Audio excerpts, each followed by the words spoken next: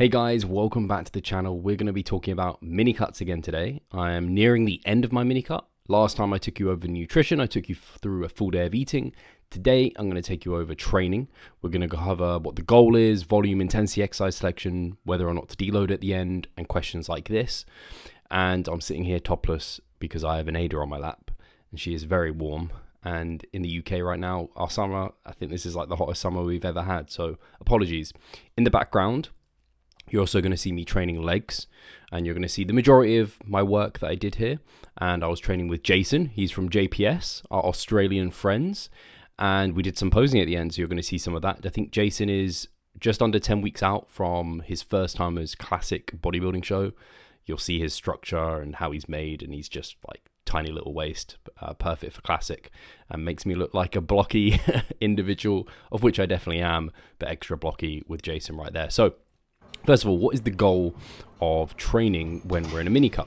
So the goal is not muscle growth, because that isn't what we're trying to achieve during a mini cut.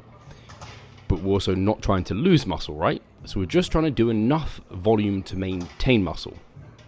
For the majority of people, this will be similar to your starting volumes during your mass gaining phases. The kind of first week, that intro week, where you're just meeting the threshold for growth. That is probably going to be your maintenance volume for the mini cut. This is not your maintenance volumes when you're at maintenance. That's much, much lower. This is quite considerably higher than that, but it's not your MRV. You aren't looking to progress towards your maximum volumes. You're doing on average less volume for sure than you would normally do. Part of the reason is because your recoverability is just way down because you're in an aggressive calorie deficit, as I went over in the other video. Definitely check that out if you want to know about the nutrition side. And then also, one of the goals of the mini cut is not just to maintain muscle, but it's also to see if we can reduce some of the adaptive resistance and fatigue we get through high volume, hypertrophy style training, where we are training with high levels of volume. So it's trying to see if out the other side, not only are we resensitized maybe from an insulin sensitivity due to lower body fat levels, and also from an appetite because we've been in a calorie deficit, and so now our appetite is higher, but maybe also we've had a bit of a fatigue reduction in terms of our training, and so we've seen a reduction in adaptive resistance, and maybe we can kind of get away with less volume when we come out of the mini cut. So it buys us a bit more massing time in terms of responding well to hypertrophy style training. So that's the goal. We're just looking to train at a level of volume that's going to maintain our muscle mass.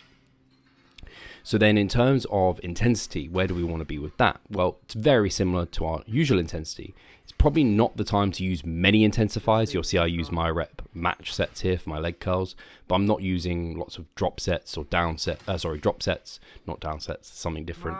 Not lots of drop sets and like giant sets and like lots of those sort of very pump inducing metabolite style techniques. In fact, you're unlikely to get much of a pump during your mini cut because the volume is so low and you have so few nutrients coming in. So the intensity is probably on average sitting around 10 to 15 reps. It's kind of your standard hypertrophy style training. It can be a nice time to consolidate rep ranges and not use many above 15 reps so that maybe they become a little bit resensitized as well, so they're a bit novel when you come out of the mini cut.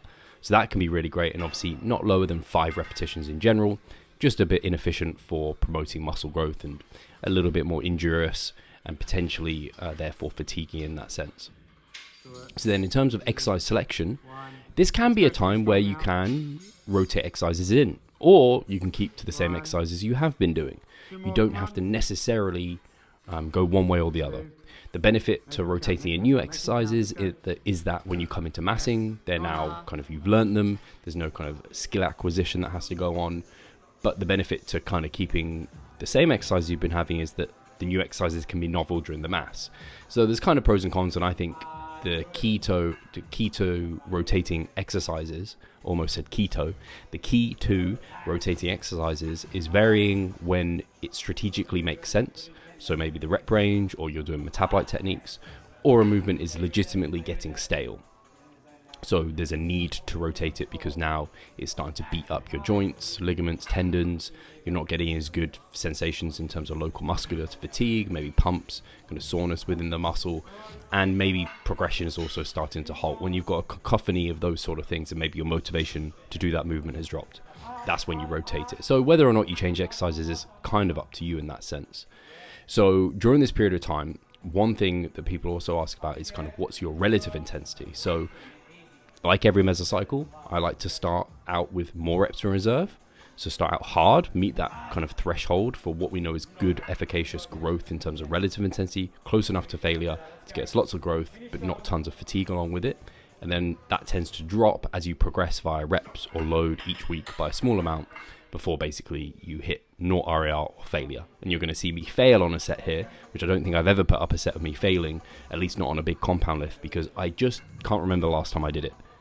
Especially on maybe a leg compound lift. It's just super rare for me to do it because I know my naught RAR very well and I know how painful a failure set can be.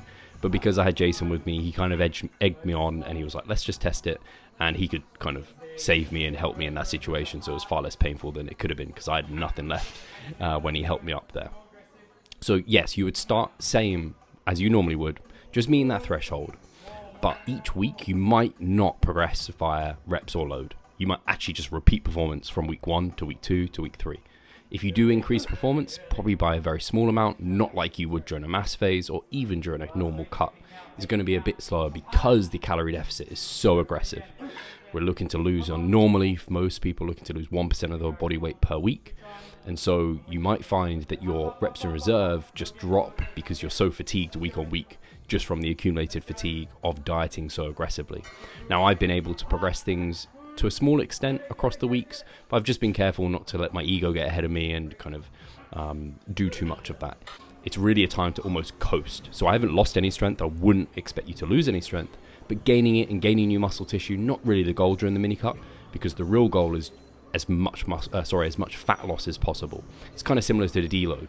Lots of people try and do funny things during their deload to maximize some other thing, when the goal of the deload is just to remove as much fatigue as possible. And basically, if you try and do anything else, it's fatigue inducing to do anything else. And so by doing anything else, you're ultimately not reducing fatigue as much as you should. So if you try and do anything else but just maximize fat loss during a mini cut, it's just ultimately coming at the cost of what the main goal and objective is. So that's most of it. There's more details surrounding this sort of thing. We've got articles on it, done podcasts on it, got presentations on mini cuts, so you can learn about those there. We've also got our mini cut movement, our group coaching, which is probably going to launch or relaunch at some point soon, so keep your eyes peeled for that. But otherwise, enjoy some posing, enjoy this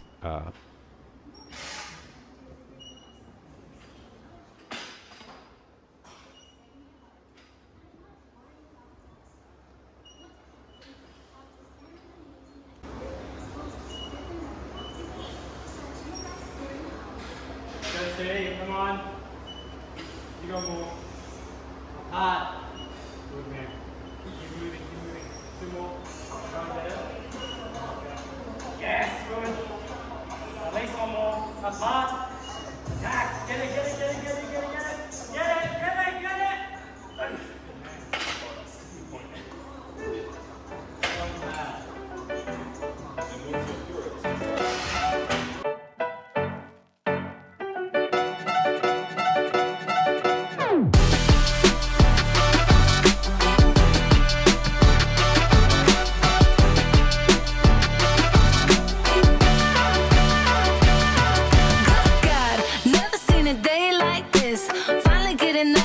Kiss, bliss, good God, it feels like there's nothing missing. Filling my cup with some love in the kitchen.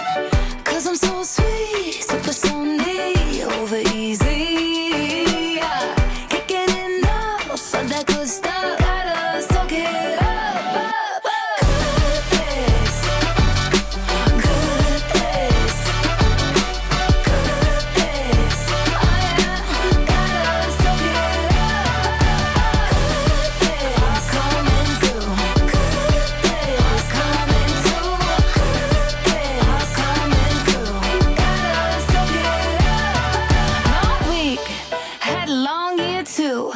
Getting harder to see, brand new.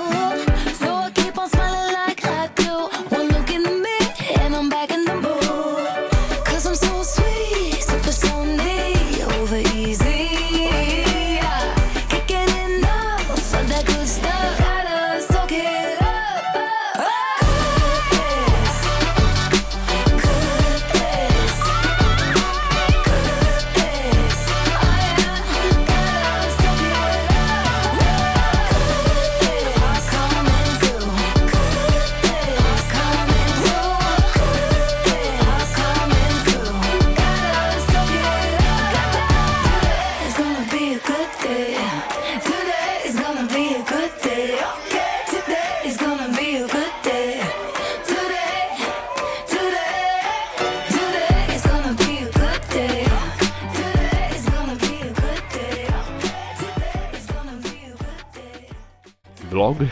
I was thinking, enjoy this podcast. It's not a podcast, it's a vlog. I'm sat here like it's a podcast, and I'll catch you in the next one, where I will not be mini cutting anymore. I'll be back in a mass.